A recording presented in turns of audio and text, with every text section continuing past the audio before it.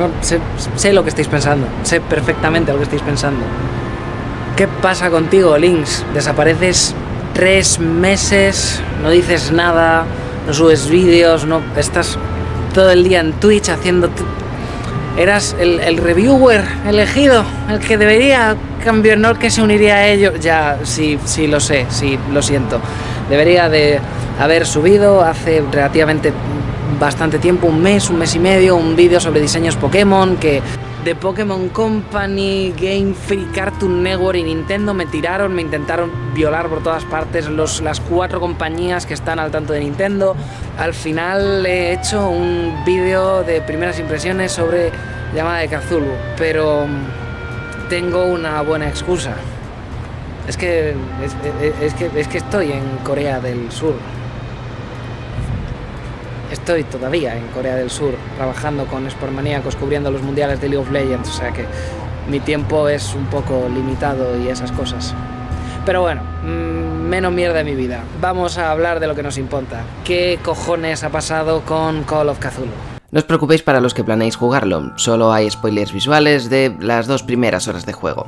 Desde que se anunció que este estudio francés iba a llevar una adaptación Lovecraftiana, muchos dentro de mi perfil nos emocionamos bastante. Primero porque si eres fan del tipo de terror Lovecraftiano que dan vida y color a las obras de Lovecraft, con apenas 2 vistazos a este juego parecías estar de suerte. Y segundo porque, al contrario que otros ejemplos que sí parecen querer adaptar las novelas o historias cortas al dedillo, en esta ocasión la adaptación iba a ser al juego de rol de mesa que algunos ya sabéis que me gusta bastante. Con cada tráiler parecía más y más sencillo emocionarse con lo que estábamos viendo, hasta que finalmente ha salido al mercado en la víspera de Halloween y le han empezado a caer hostias por todos lados. Y si te paras a pensar en el porqué, es bastante simple. El juego es Eurojank de categoría. Lo explicaría, pero soy muy vago y Quetzal tiene una voz mucho más sexy que yo. ¿Qué carajo es eso de Eurojank? En argot americano se usa yankee para definir algo que está medio roto o no es del todo funcional, y el prefijo euro va haciéndose popular en la crítica de videojuegos. Básicamente, parece ser que hay un cierto patrón entre los creadores de videojuegos europeos en sacar cosas muy poco pulidas. Problemas que, de alguna manera, parece que el público europeo puede tolerar bastante bien, pero saca de sus casillas a los críticos americanos que han acuñado el término. Es una terminología que odio. Lo considero no decir nada, pero en este caso el "le falta pulido" va como un guante. Las animaciones son bastante mediocres, los modelos de personaje parecen de principios de la generación pasada. Todos aquellos que se nota no van a tener un peso real en la historia son clones los unos de los otros, y no puedo hablar por los demás jugadores o por los que juegan en PS4, pero al menos en PC el parche de 5 GB desde minuto cero o el detalle de que el juego autodetecte que tengo que jugar con todo altísimo, pero lo mal que iba hasta que lo dejé en alto, creo que indican que quizás no está demasiado optimizado. Además de estos errores, para muchos es un juego que no cumple con lo que promete.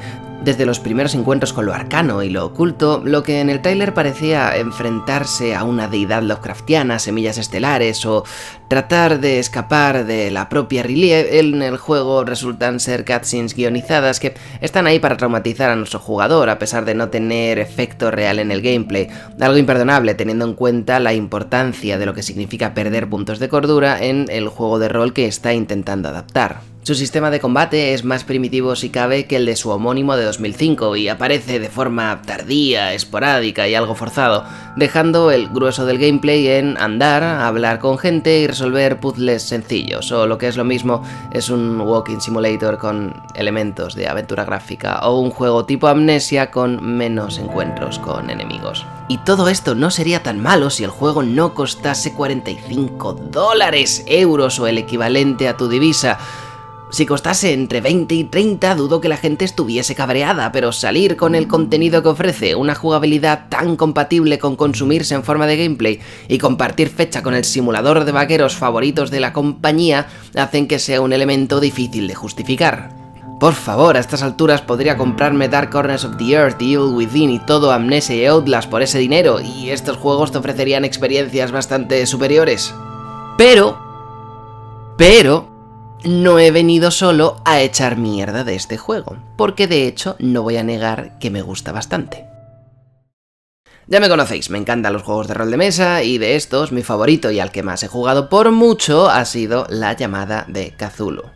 El ambiente lovecraftiano de toparse con cosas que uno no entiende, la incertidumbre de averiguar qué es lo que saben los personajes que te encuentras, el terror de iniciar un combate hasta con el más inofensivo de los enemigos por las terribles consecuencias que pueden ocasionar, los libros en lenguas muertas que uno no se atreve a leer por lo que ese conocimiento hará en lo que entre en tu mente, o por aquello que puede estar leyendo desde el otro lado. Todos estos y muchos más son elementos que hacen que el encanto de los juegos de rol de Lovecraft me llamen más la atención que el buen mazmorreo al que dejo en un respetable segundo puesto. Y cuando este juego decía que estaba adaptando el juego de rol de Chaosium, la verdad es que es innegable decir que han hecho un trabajo bastante competente. Los elementos de acción o terror pueden no estar ahí, no al menos en la medida que esperábamos, pero los elementos roleros suplen con creces, al menos para mí, la experiencia.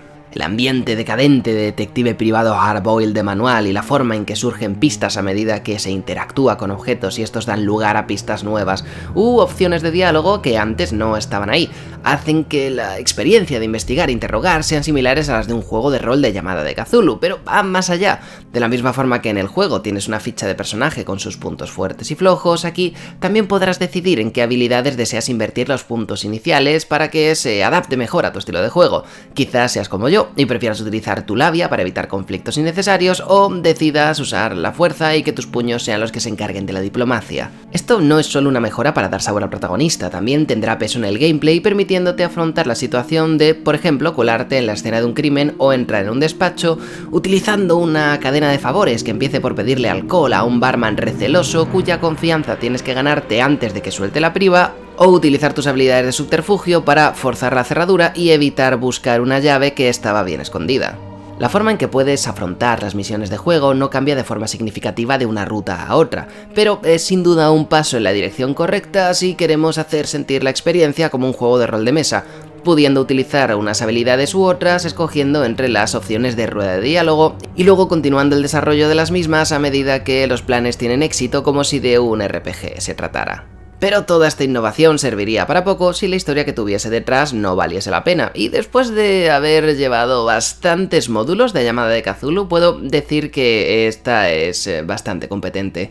Todos los elementos lovecraftianos están en su sitio y estos conectan bien a través de los personajes carismáticos que encierran bastante más que su cliché inicial. Investigación que tiene un efecto real en el gameplay, desbloqueando nuevas formas de resolver un problema y no limitándose solo a dar un contexto narrativo. Una mecánica para reconstruir escenas muy similar a la descripción del que te daría un guardián si estuviésemos en mesa, y una ambientación y atmósfera que a mí al menos me tienen conquistado. ¿Me arrepiento de haber pagado los 40 euros que pagué por él?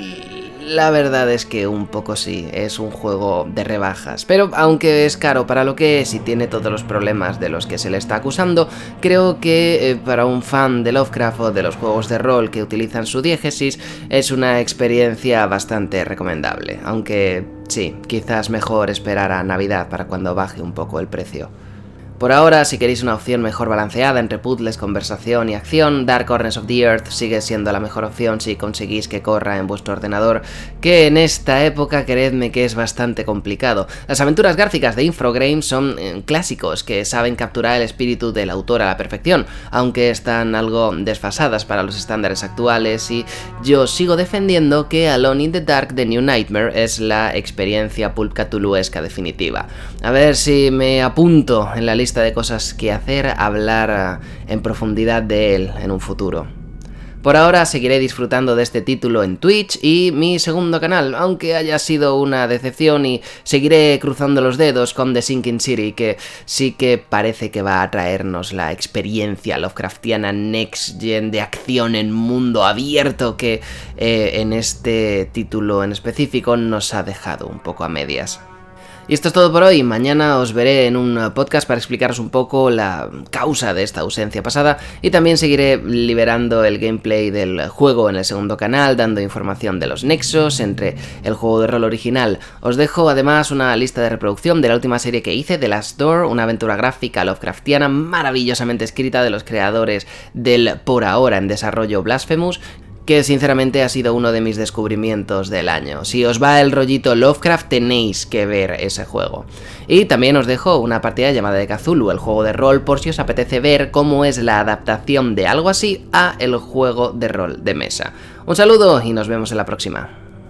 Nightmares can hear things and voices whispering. Will follow its reader and appear at various locations, gifted with its own consciousness, until it finds a new reader.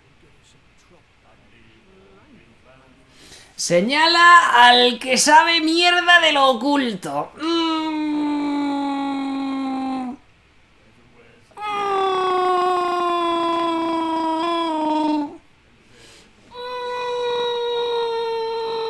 Este señor tiene pinta de saber. Este señor tiene pinta de saber de lo que habla. Este señor tiene pinta de saber de lo que habla. Me cago en todo.